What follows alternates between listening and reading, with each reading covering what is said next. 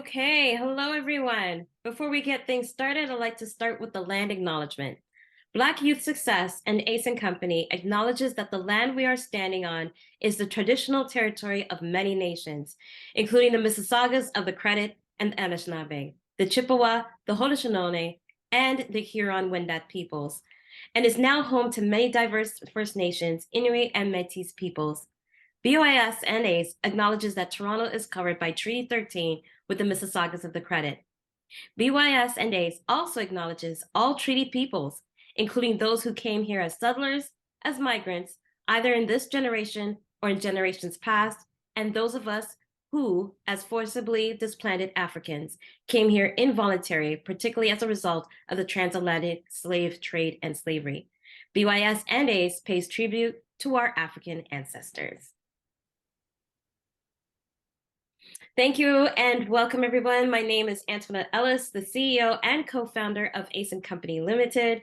And here joining me is Anu Bari, which is the Director of Partnerships and Education for Ace & Company. So we're here to start with our speaker series. I think this is volume number 3, and Anu is going to take us through the house rules. Thank you, Tony. So just so you know, as we go through today's workshop, please keep your mic muted, turn your camera off. If you have any questions for our guests today, please keep them till the end and you can put them in the chat. And remember to keep all your comments respectful. So Tony, as we begin today, I think we need to level set and discuss what is STEM or STEAM. And can you kind of talk a little bit about what are some careers that students might find interesting about STEM or STEAM? Yes, no problem. So STEM and STEAM, people get them confused. STEM is science, technology, engineering, and math, while STEAM is science, technology, engineering, arts, and math. STEM is the integrative connections across science, technology, and engineering and math, and it's how arts is integrated, which is why it's called STEAM. When you think of STEAM, it's like the creative thinkers and the collaborators and great communicators. So instead of choosing one or the other, it's sort of like two sides of the same coin. So what it is we're connecting all of those arts through science, technology, engineering, and math. And a lot of times people get confused and think, well, if I build a robot and I paint it, that's STEAM, where that's not STEAM. So that's just an enhancement. But what it is how do we look at the arts and the curriculum and address them equally, right? So now there's other careers that are involved. So a lot of times when people think STEM, they think technology, and that's it, when there's so much more to that. When you think of STEAM careers, it could be anywhere from mechanical and civil engineer, architect, website app designer, modern urban planner, product designer, animator, sound engineer, video game designer, even a fashion designer and interior designer, photographer, and even a sports announcer. So there's so many things that are involved in STEAM, and we want to make sure that students are aware of all the different possibilities. So if anybody says to them, like, you should think of a career in STEM, they don't have to be, well, they could say, well, why not STEAM, right? We're involving that empathetic path of arts in everything involved in science, technology, engineering, and math, which makes it so cool. Thank you. I think that definitely makes a lot of sense. So I think it's time to move forward and just let's go. No, not there. Yes, so I want to introduce Jennifer Ladipo, who is our guest speaker today. She is an industrial engineer and Dalhousie University graduate, is dedicated to inspiring young women in the creative realm of STEM.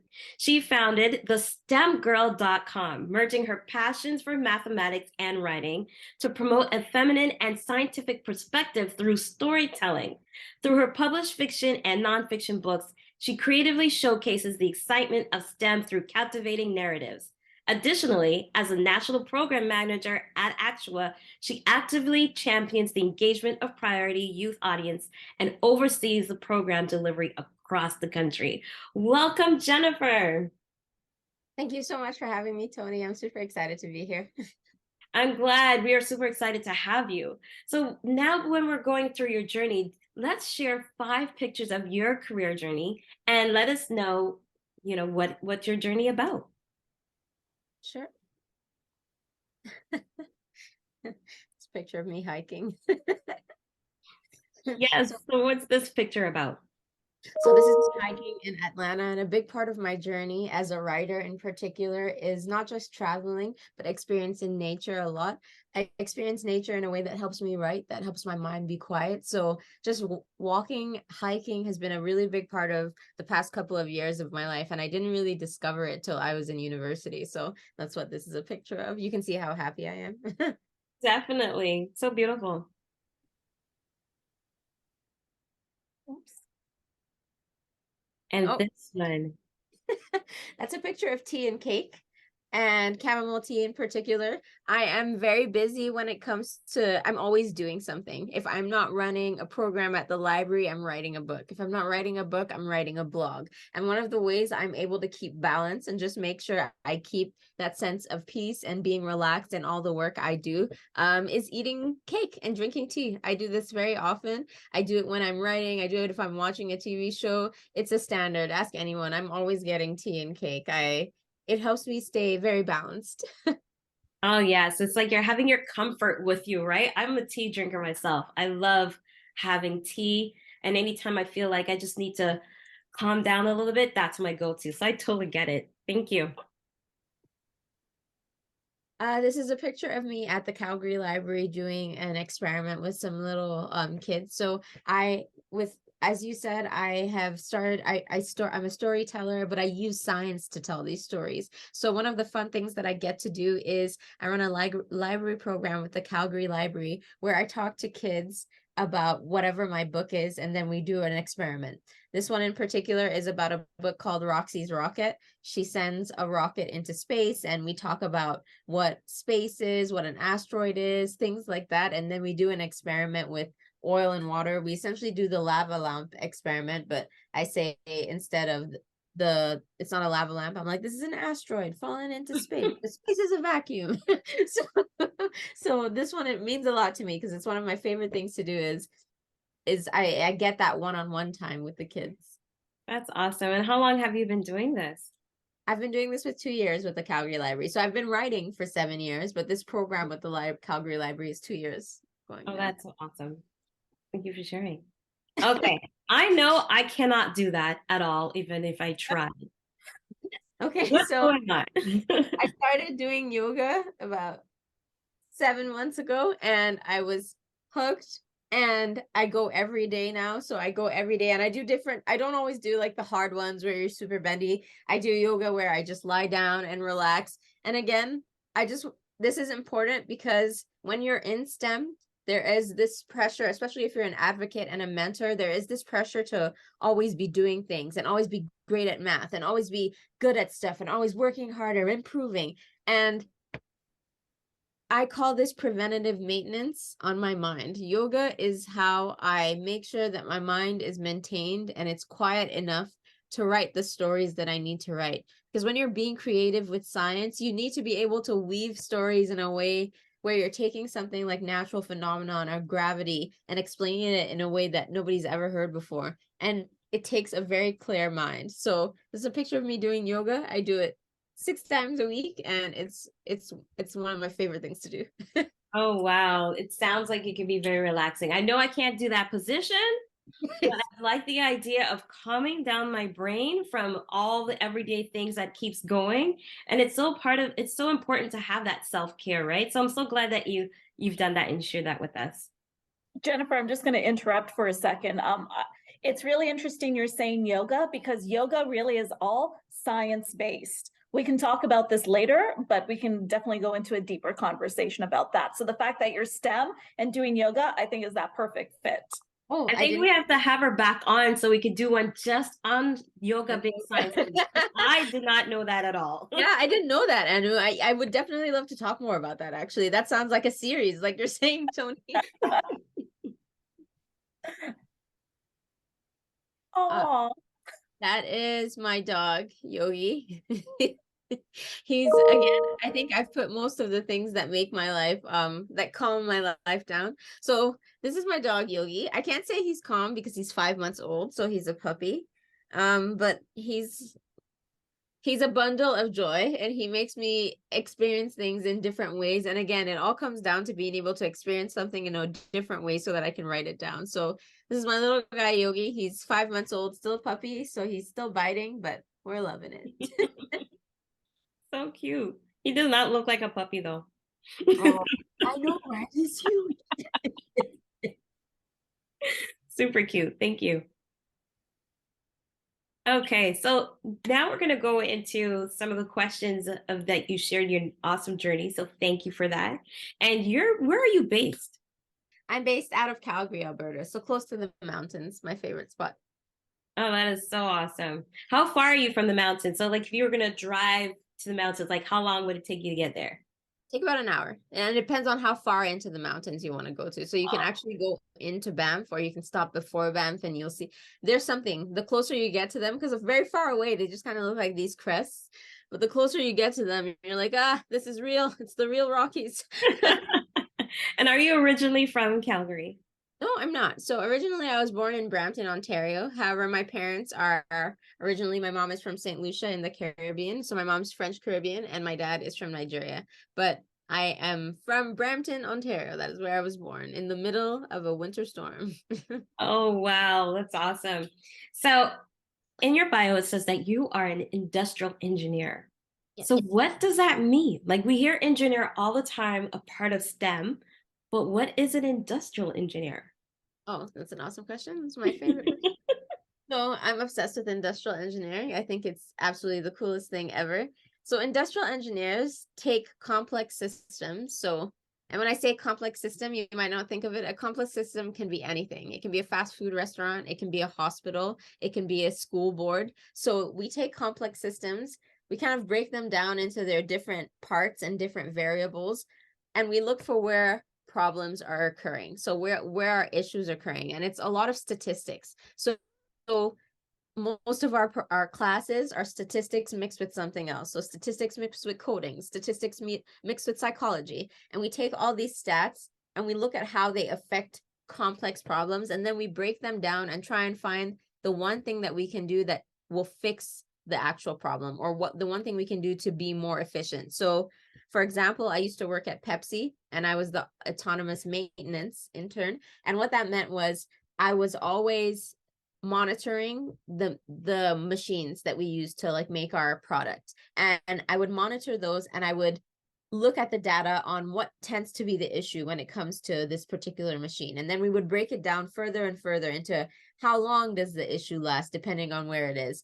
And once you've broken that down, you can essentially make processes and any complex system much easier if you can just break it down into its different variables and understand it more. So for a fast food restaurant, we would be looking at, here's where stats comes in, and we'd be looking at how often do people come in, what is the average time between one customer and the next, how long can a queue be before somebody leaves, and then we calculate all those things, and then we'll say, okay, based on all this data, you need 5 servers every Thursday. And so yeah, we use data, essentially a lot of statistics, to solve complex problems. Oh, wow. So this could be in any industry, really, right? Could Yeah, be we can for work everything. anywhere. Yes, we can work anywhere. So I worked at Pepsi, I worked at General Motors, I had friends that worked at Rogers, Air Miles. You literally can work anywhere. That is so awesome. So what inspired you to become an industrial engineer? Like, how did you get started and then to work in all these awesome places like what you mentioned? Like, how did you even get started? I'd say I have 2 different answers. So just getting started in engineering in general was because of my brothers. I have 2 brothers who are both engineers. One is a civil engineer and one is a mechatronics engineer. And I essentially thought if they could do it, I could. That was just my general thought in life. It didn't really matter the accuracy of said thought. I just thought to myself, if these 2 can do it, because I know them, they're such goofs. I'm like, yeah, it's super easy if they can do it. So that was kind of my motivation in terms of how I started it. In terms of industrial engineering, it's kind of fascinating. I think when I was a kid, I thought like an industrial engineer, but I didn't know that's what that was. And I think that's something that we miss out on a lot, and it's very hard to describe, is how do you know what a person who thinks like an industrial engineer thinks like? What does that mean?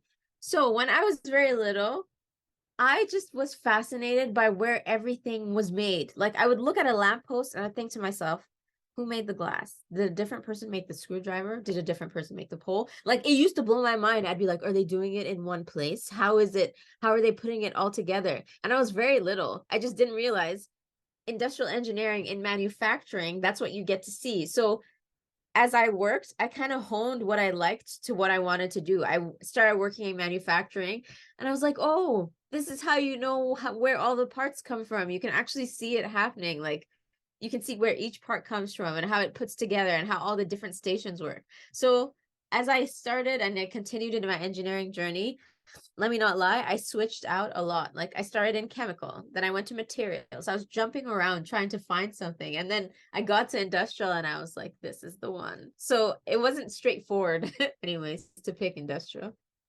So that was your sweet spot. So you took the opportunity to kind of explore all these different things. You knew that you had a liking to something. You knew that you had questions that you wanted to ask, and you knew you wanted to find the answer. So that's so important for our students to know that, be explorative, ask the questions, dig a little deeper instead of just taking everything for face value, right? Yeah, and it's okay to fail because I failed lots in all those different things. I just kept going. I'm like, whatever, I'll just keep paying the money until they kick me out. Well, how else are you going to know what it is that you like and you don't like? Yeah, Right? you won't know. If I personally don't like the word fail. We need to find another word. That's just me personally. It's But unfortunate that it's a real word. Eh? It doesn't make sense. You can only fail if you stop, right? You just kind of keep going. yeah. It stands for first attempt in learning. Oh, Ah, that I did not know. Yeah. I love that. I love that. I think we need to coin that. First attempt in learning. So students, you hear that? That is what fail stands for. First attempt. It was your first try, you learned something, and then you try something else. But the thing is, we don't forget what we learned, right? We take all the stuff that we learned in our first attempt and bring it with us to the second attempt and then the third attempt until we get it right. Awesome. Thank you. Okay. So you mentioned all of these amazing things that you've done and where you worked and why you got into industrial engineering. I guess thanks to the Goofy brothers that you had that kind of set the example for you to want to look into this more. But I love the idea of the STEM girl. Where did that come from? What is the STEM girl? Are you the STEM girl? Can anyone be the you STEM are girl? this STEM girl. I'm just like the original one. So the STEM girl is really focused on different ways of seeing engineering and math and science. And it's really about that storytelling piece because I find the way we teach engineering, math, science, it's in such a specific way. It's in one type of way. And if you don't necessarily learn like that, you can get so lost and you can think it's not something for you. So you can think that STEM programs aren't something that's for you, but if you can tell a different story about it, then it becomes totally different. So that's what the STEM girl is about. It's about taking my engineering knowledge, what I learned in math, what I learned in calculus, and making it into a story, any story. I'm never specific about the story, the plot, the character. It can be about an elephant, a dog, a little girl. And I tend to focus on little girls as my little young women as my character basis. Because if you think about the spy books, the books where there's like this mad scientist character, it's usually a young man. And I wanted to change that narrative for young girls where they love to read. So here, read something that's about you. And at the same time, it instills a sense of science knowledge so that when they are getting taught that in school, it's not so daunting and it's something that's familiar and something that they've heard of. So being the STEM girl to me just means telling the story of science and engineering in a different way. And I do that in different ways. I write blogs, I make posts on social media, I write my books. So any way that I can tell this story in a different way, I do it. That is so amazing. And then out of being the STEM girl, you created a number of books. I think it was 5. So let's spend some time talking about these children's books. Like, what motivated you to write these books to promote STEM? When I was in university, a lot of my research was on understanding young women in engineering. That's what I did every project I had, every sociology paper I wrote was women in engineering, challenges, barriers, and just understanding it. So I was in university and I didn't know it, but I was doing extensive research actually on women in engineering because it was so fascinating to me. And I got to the bottom of it. I realized it was basically a confidence issue, but one thing young girls tended to like love to do and excel at was reading. They loved stories. They love to understand stories. So I thought to myself, if I can write a story for a young girl and make it about science, maybe I'll be able to capture her early on. So Tony's showing here, these are 4 of my books. They are, my first one was Julia's Asteroid, then Roxy's Rocket, and then Tess Makes a Mess, which is about a robot, and then The Red Elephant, which is extremely popular among young kids. I didn't think that one would be so popular, but little kids really love that one. And they're all science-based. So The Red Elephant is an environmental book. It's about an elephant who is at the lake and he gets stuck in some paint, and the paint gets all over him and he can't get it off him, and all his friends are confused. The whole town is in shambles. So it's another way of talking about the environment and what it means to recycle and some of the consequences of recycling. But it's all captured in this one story about this elephant named Maul. Tess Makes a Mess is about a logic error. When you think of coding, it's so easy for you to code, to put stuff in a computer and it doesn't work, right? That happens to us all the time when we're in university trying to code, trying to understand how the computer works. It's so easy for you to just say the wrong thing or put a comma in the wrong place, and your robot or your computer won't work the way you want to. So that's what this is about. It's about 2 young girls who get a robot as a gift, and they build it and they program it to clean up after them. So they program it to clean up their blocks after them. And one of their blocks ends up in a plant. And it's a logic error because it doesn't know how to deal with the plant. So it just starts trying to grab the block and it sprays the plant everywhere. So these are my 4 fiction books that I've written. I'm very proud of them. And I have another one coming along the way called Roxy's Risky Day. I've decided to start a series with Roxy. I think when I first started, I wasn't confident enough as a writer to have young black girls as my characters. And somebody had to ask me one day, and it was a white lady who said, "Jen, why is your first character a young white girl?" And I was like, I don't think it particularly matters. And she's like, you should go and make a series also about a young black girl, which is what inspired Roxy's Rocket. So I'm working on another book called Roxy's Risky Day, and this is about risk analysis. Risk analysis is a really big deal when it comes to young women. As young women, we tend to do risk analysis from a very pessimistic point of view, even though past data would tell us otherwise. So that one is about risk. So I literally take what I learned in school. When I'm doing these things, I go straight to my notes. So I saved all my notes from engineering and I go to the core math of what I'm doing. Yes, Tony, I saved all my notes. I knew at the time I would need them. I'm like, I should save all these things. So I saved all my notes. I go back to the core math and science of what I'm trying to understand. I read about it and then I reverse engineer a story to be in its most simplistic form. That is so amazing. And I love the way you talked about the journey of how you get to writing these books. Like, you seriously kept all your notes. Yes, from second year. I wasn't smart enough in first year to do it, but second year, after second year, I was like, I'm paying too much to not save all these notes. It was That so makes sense. And then to take that and to make it into stories for young girls to understand and see themselves, which is so important, right? Then all of a sudden now, in hopes of reading these books, those courses or that they come across with won't be so daunting, right? So here's a question for you. In writing these books and in industrial engineering, sounds like there's a lot of math there. Yes. So what would you say to young people that are like, well, I don't want to do that because I don't like math? Like, what would you say to those students? Like, how would you encourage them? I would tell them that math is not what you think it is. And it doesn't actually particularly matter if you're good or bad at math. It really doesn't, because math is, regardless of whether you're good at it or whether you're bad at it, 0 is 0, 1 is 1, 2 is 2. It remains the same. And that's one of the beautiful things about math is how constant it is. So if you don't get it today, math will still be waiting for you tomorrow, and it will be waiting for you the day after. And so I would say focus on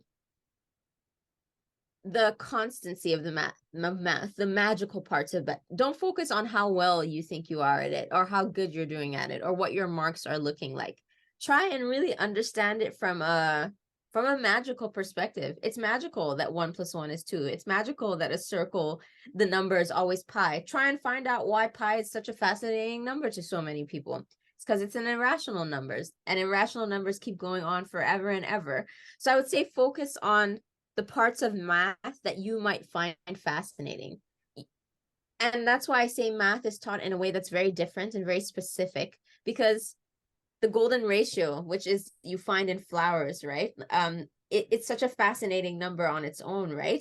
But if you are not aware of how it might show up in flowers, you might just focus on the number. But math is so much more than numbers. It's something that's all around you. So do not focus on how good you are at it.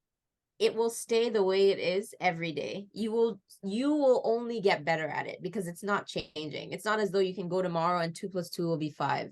If you don't get 2 + 2 is 4 tomorrow, try it the next day. And one day you'll be like, oh, it's 4. I'm getting it. So it's something where practice makes perfect. You really need to practice it.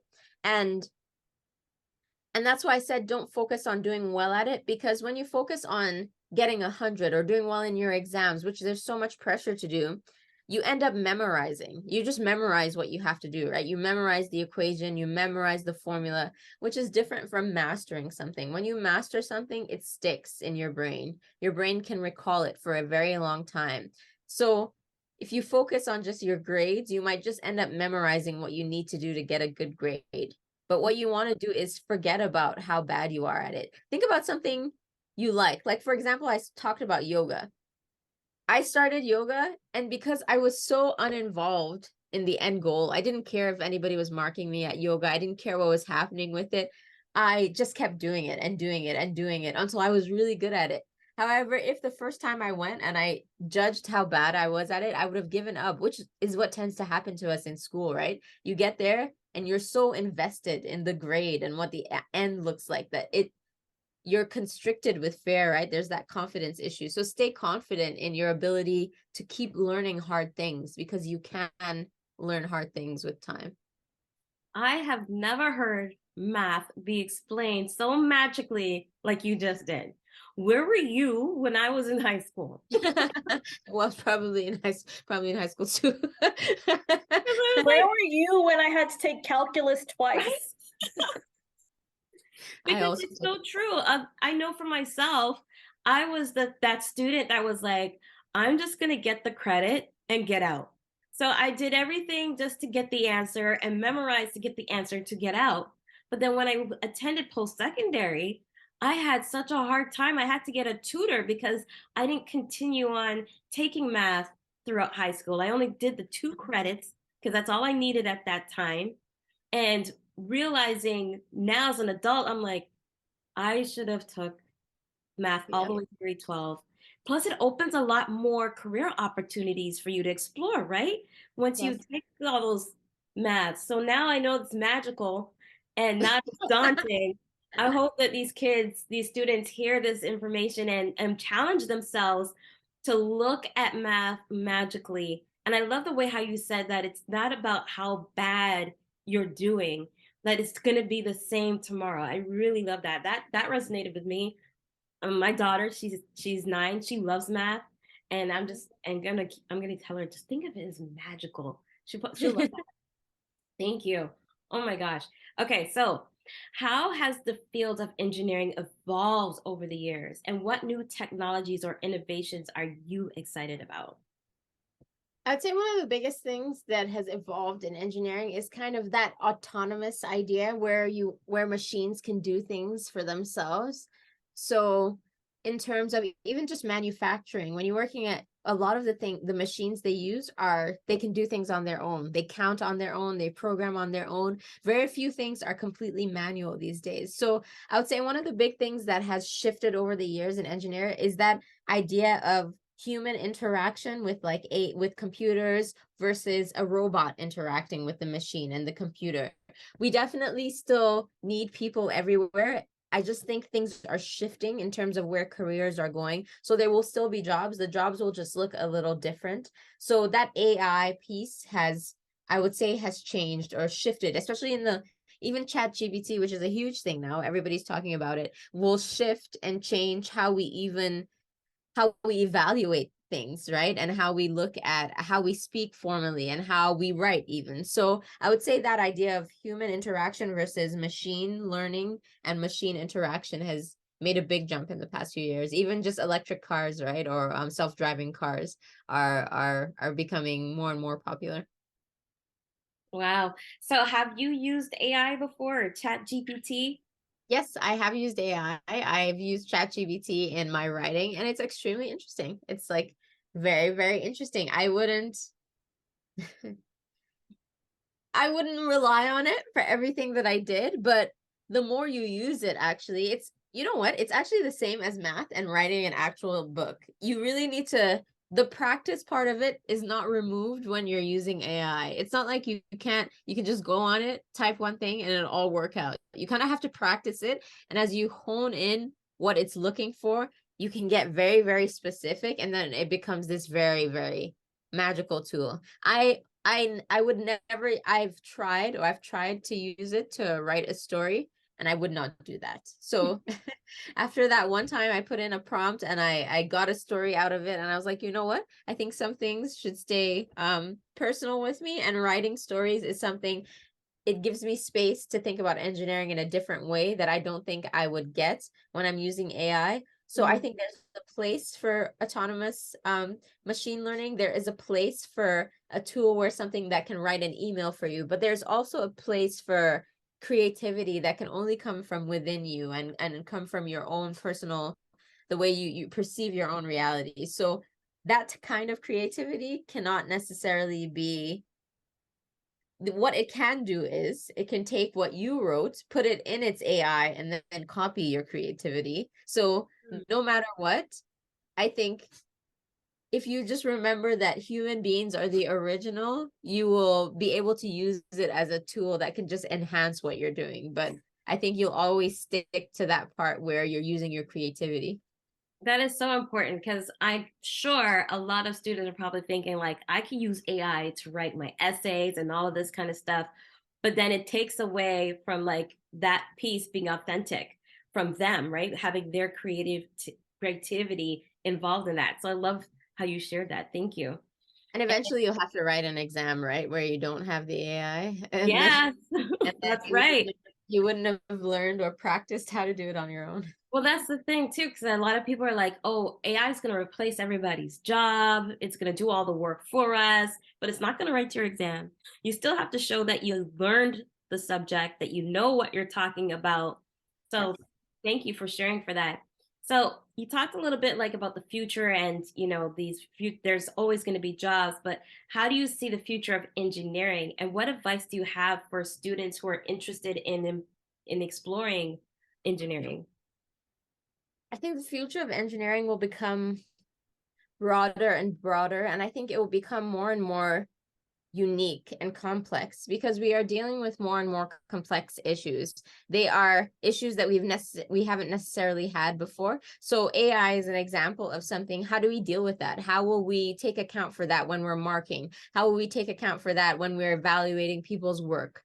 And then at the same time, we have issues that are on a totally different spectrum, like climate change. How do we deal with that? What will that look like in the future? So I think what we'll need to do is open in our minds in a way that we haven't had to before necessarily. I think we've always looked at solving problems in a very specific way. We use engineering design, we use all the tools.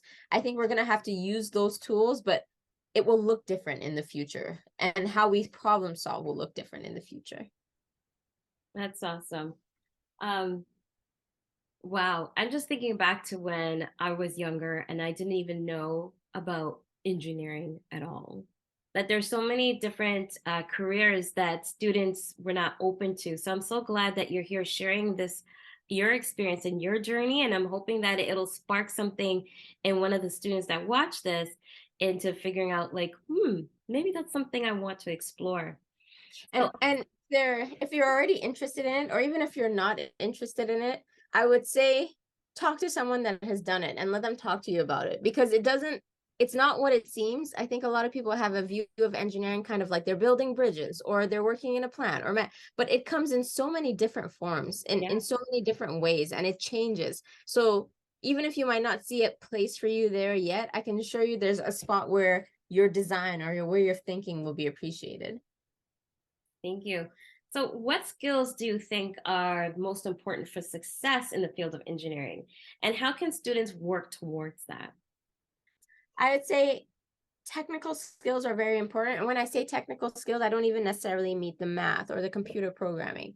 I mean that part where you can break something down in a certain way, you can problem solve in a certain way, and you are willing to learn new things. So technical things are always changing. Like the way we use the computer is always changing. Your phone is always changing. And that's a skill that I would think is really important, is just being able to adapt as tech changes. So adaptability, I would say, is a really big one.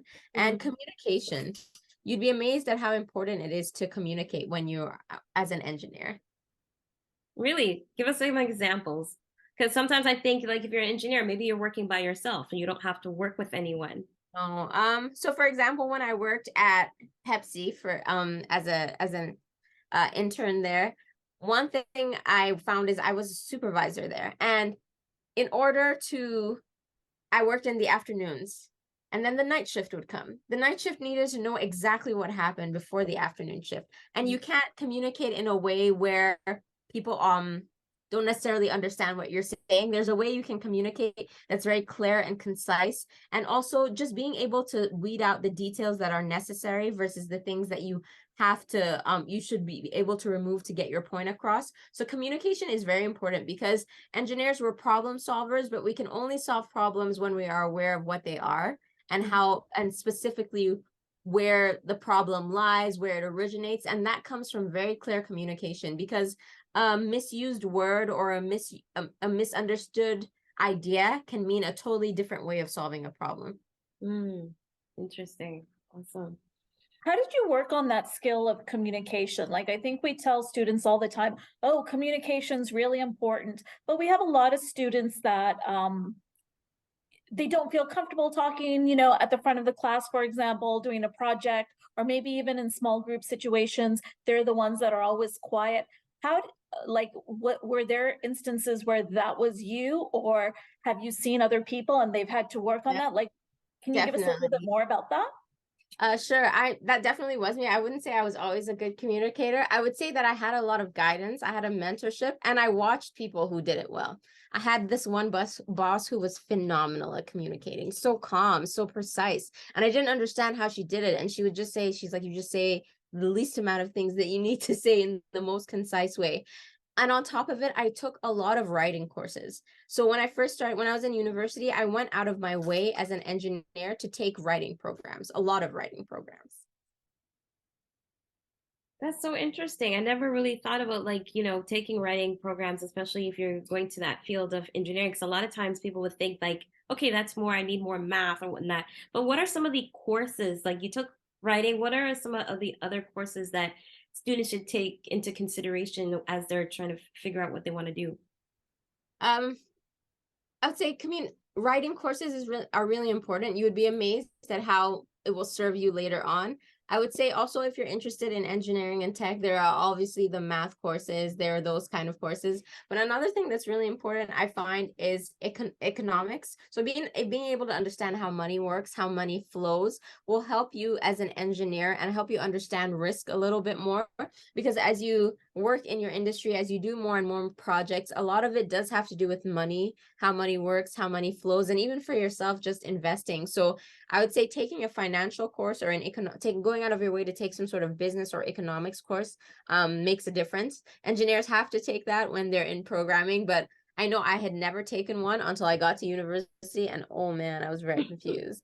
So those are important, but I would say if possible, try and take as much as you can whenever you can. And that's why I have to harp on the fact that it doesn't really matter if you're good at it, because you're not really trying to take everything to be the best at it. You might not be the best at it at first. What you're trying to find is something that you care about so much that you can practice enough to be extraordinary at it. Some people are just perhaps extraordinary at math and extraordinary at running, but you can have a person who's simply just passionate and finds it so fascinating that they become extraordinary at it through practice and understanding. So I would say it really depends on what you're looking for when it comes to your journey, but try and take as much as you can and don't worry about what your grades look like so much. Thank you.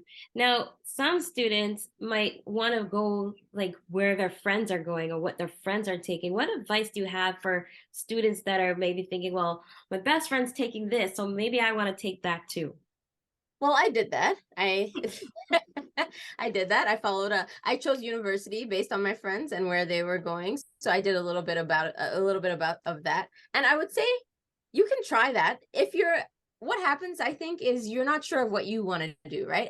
And you see somebody that, sorry, my dog just bit me. And you see somebody that you see somebody that you care about that's in your life, and you're like, okay, perhaps I'll try what they're doing. So if it comes from a place of you not being sure of what you want to do, then it's possible that you might like what your friend is doing, right? But if you think you already have an idea of what you want to do, and perhaps you are following your friend because they're convincing you, really just think about what you want, what gives you passion, what gives you energy, and follow whatever that seems to be for you. So if you're following your friend because you don't know what to do, go for it. Maybe you'll like it, but just know that it's okay to pivot and not necessarily do exactly what someone else is doing. Again, my dog is going to make an appearance. You have to show him. You have to show your dog. I'm going to Like show you him. can't just have him at the side. He He wants to just be on the woke up. spotlight. Just woke up, which is why he's all of a sudden here. Oh, that is a big puppy. Now What kind of dog is he? He is a French Bulldog and a Boston Terrier mix. So he's not supposed to be very big, actually, but Oh, really? he is quite he's something. That is so Oh, he's in the teething stage. Yes, he is. So when I was talking just now, I was mid talk and he like yeah, this is trying to who get your attention. yes, this is who is bothering me right now. Oh my gosh. Go ahead. Jennifer, did you always know you wanted to be an engineer? Like when you said you followed your friends to university, and I think when we're in grade 11 or 12, we're not sure the direction we want to take. And sometimes, you go to a guidance counselor, that's not helpful, and your parents are like, you have to do something once you graduate. What was that for you? Like, you said, you went on this journey. When did you finally figure out, wait a second, it's engineering that I want to do, besides your brother? I had different, so I wanted to be a teacher, a pilot. Those were my first two choices. A pilot. So I never chose anything because I was good at anything else. I never thought to myself, oh, I'm good at math, so I'll take engineering, or I'm good at chemistry. So I loved chemistry. I adored it. But I never thought to myself, oh, I'll do this because I like chemistry. I thought of what I really wanted to do. I wanted to be a teacher because my mom had been a teacher. And then I wanted to be a pilot because I love to fly. I just loved being in the air. Those were my two options. And then I went to this talk, and there was a guy there who said, engineering is the option that gives you the most options. He's like, you can just take it and it gives you options. He's like, you can still be a teacher as an engineer. You can still be a pilot as an engineer. He's like, just try it and it'll give you more options in what you want to do. And I think it's true. Engineering is something where even if you don't necessarily work in engineering, it's a way of thinking, a way of thought that people tend to trust. They say, okay, you're an engineer, so you can probably solve problems in a certain way. You have a certain level of technicality. So I would say my actual choice on engineering was that one line from one talk that I went to where the guy said, just take the options. If you can, take the options with the most options. Oh, wow. And how old were you at that point? I was about 17. So I was Okay. just getting into applying for university. I think that is such great advice that our students really need to know. And, being flexible, you mentioned about pivoting and you mentioned about having more options. I think all of those things are so important. So now you work at Actua. So what do you do? What is Actua and what do you do at Actua? Sure. Actua is a national organization. They're a nonprofit, and our goal is to unlock the potential of youth through radical and exciting STEM change. So we reach over 350,000 youth a year, and we just run STEM programs, we run workshops, and we work with over 40 universities in Canada. So we have partners in universities everywhere, and they run STEM programs and workshops, and we provide them training, resources, whatever they might need to actually run these programs. So I'm in charge of the National Girls Program and the National Black Youth in Science Program.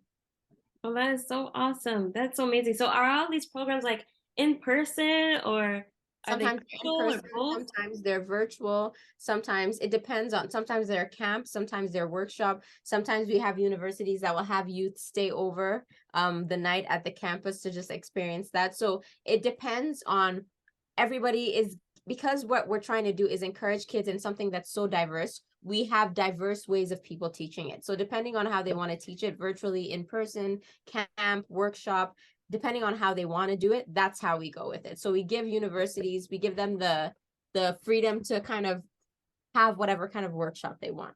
Oh, wow. And then, so how big is the team at Actua? Like if you're doing, how many students do you say a year? Over 350,000, but Yeah. we are able to do that through our network members. So through the universities that we collaborate with, and through them, they have different reach numbers, but we also have an outreach team who do their own outreach through Actua. So we do a lot of land-based camps. We have an Indigenous Youth in STEM program, our In STEM program, and we do a lot of land-based. We actually go into the land, and we have a team that focuses just on outreach, especially in the north. Oh, wow. That's so amazing. And because I know you wear so many hats, you're also part of Brainstem Alliance. Yes, I am. So, And that is one of my, I really love Brainstem Alliance. They're another nonprofit that runs STEM programming, but they have really cool STEM programming. Like they have the STEAM Tea Party, which is one of my favorites, where it's a tea party, but we learn about science. I'm the coordinator for Redesign. So that's where we read a book and then we do a library program. So this year we're actually doing one with my book, Tess Makes a Mess. And we have robots and the kids play with robots and make them and do a whole activity with them. So that's another one of my big passions. that is so awesome. Now, how do students get involved if they want to be a part of Brainstem Alliance or they want to, do something that Actua is doing? How do they find out about all these amazing opportunities? You can just, for Brainstem in particular, we have a volunteer form. So you can just fill out our volunteer form if you're interested, and you can get involved in one of our many programs. In addition, we also have programs where you can just come on and you can you can participate, but you can also be a part of the volunteers that help the kids actually get through the event. And for Actua, we run so many programs with so many different universities. Depending on where you are, you can go on our website, look up our network members and the colleges we work with, and it will tell you in your area who might be running STEM programs, and you can contact them and talk to them about what they're running. Oh, well, thank you so much. This was incredible. This was a wealth of knowledge that I know I learned something and I can take forward in my life today, but especially for these students. So we want to say thank you so much, Jennifer. And, we'll be sharing your link to your books as well, and also sharing links to the students so they can check out Brainstem Alliance as well as Actua. But thank you so much for sharing your journey. This was really amazing. Thank you so much, Tony. It was wonderful being here. And it was also wonderful just these questions. I really love these questions. They were very, they made me reflect a lot on my journey and what it looked like, and in ways that I hadn't thought about it before in a while. Well, the hopes is that you're going to inspire a lot of students everywhere to explore. So thank you for that. Thank you so much for having me. No problem. What's next, Anu? So let's just go on what's coming up in our next week. So who do we have next week, Tony? We have Kingba Lawson-Jacks, who's going to talk about nuclear energy. And that's a topic a lot of people don't know about. So I'm so excited to hear about that. And then let's just see what else is coming up. Sorry, I'm just getting my PowerPoint to work. Okay, yes. And then we have Ross Cadastre, who is the CEO and founder of a tech recruitment company. We have Jaheim Henry, who is a midwife. And then we have Chikadili, who is in game developing that works for GM. So excited to hear about these next 3 career journeys. And I just want to take a moment, Anu, just to let everybody know who's bringing all these speakers together, like how this whole speaker series came about. So we want everyone to join in every Tuesday for until June 20th from 4 p.m. to 5 p.m. Eastern to actually learn about these careers in STEM and STEAM. And this is brought to you by BYS and ACE. So we've talked about it. We mentioned it when we talked about the land acknowledgement. So BYS is Black Youth Success. It's an organization that supports Black youth in education by ensuring Black youth are engaged in school and have access to resources to prepare them for life. Also, safety, ensuring Black youth are safe and engaged in meaningful opportunities and are connected, as well as health, ensuring Black youth are physically, mentally, and emotionally healthy and well. So we partnered with them, and we is Ace and Company, and Ace and Company is a entrepreneur, a social enterprise focusing on helping young girls and women explore and find careers in science, technology, engineering, and math. And then we also partner with nonprofit organizations like BYS to bring STEM and STEAM awareness to students all across North America. So we're super excited about helping people get into the right careers and knowing what the careers are available, and also partnering with other nonprofits and educators to help students know what's possible, what's available to them. Okay, so again, thank you everyone. I hope you've learned a lot today. We are looking forward to seeing you next week, Tuesday. Have a great evening. Make sure you share the stories of what you learned so far, and have a great day.